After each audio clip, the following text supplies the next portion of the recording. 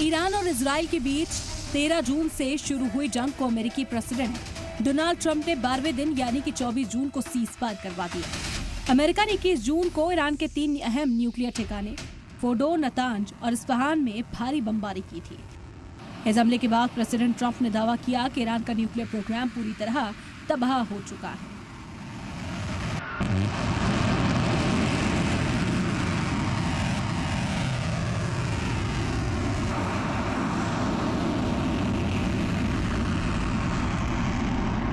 Israeli PM Netanyahu ने भी कहा था कि ईरान का न्यूक्लियर हथियार बनाने का सपना चकनाचूर हो गया।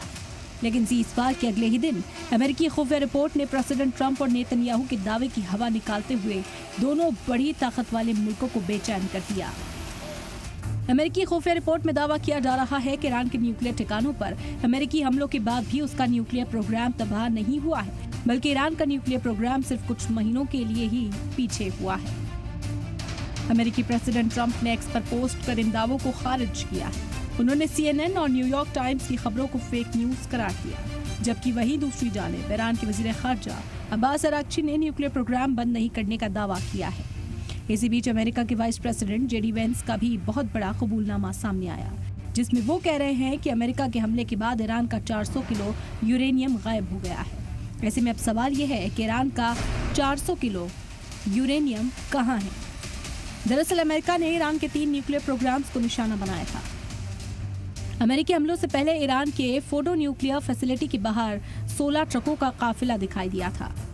अमेरिका के हमले के बाद ईरान का 400 किलो यूरेनियम गायब है। ये 16 ट्रक कहाँ गए, इसकी जानकारी किसी के पास नहीं है।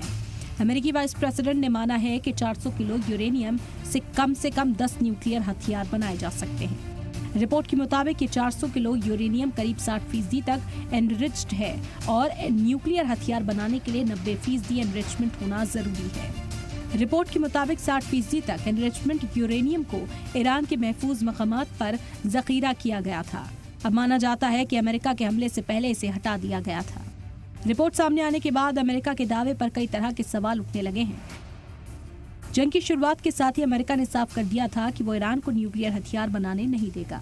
साथ ही अमेरिका खुले तौर पर इजराइल के साथ खड़ा नजर आया था।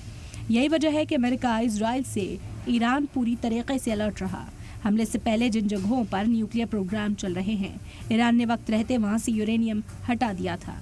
कई रिपोर्ट्स में ऐसा कहा जा रहा है कि करीब 400 किलोग्राम यूरेनियम ईरान ने पहले ही अपने साइटों से हटा लिया था। ईरान के शातिराना कदम से अमेरिका और इजराइल को गहरा झटका भी माना जा रहा है। ऐसा इसलिए क्योंकि ईरान को अमेरिका और इजराइल मिलकर तहस नहस करना चाहते थे।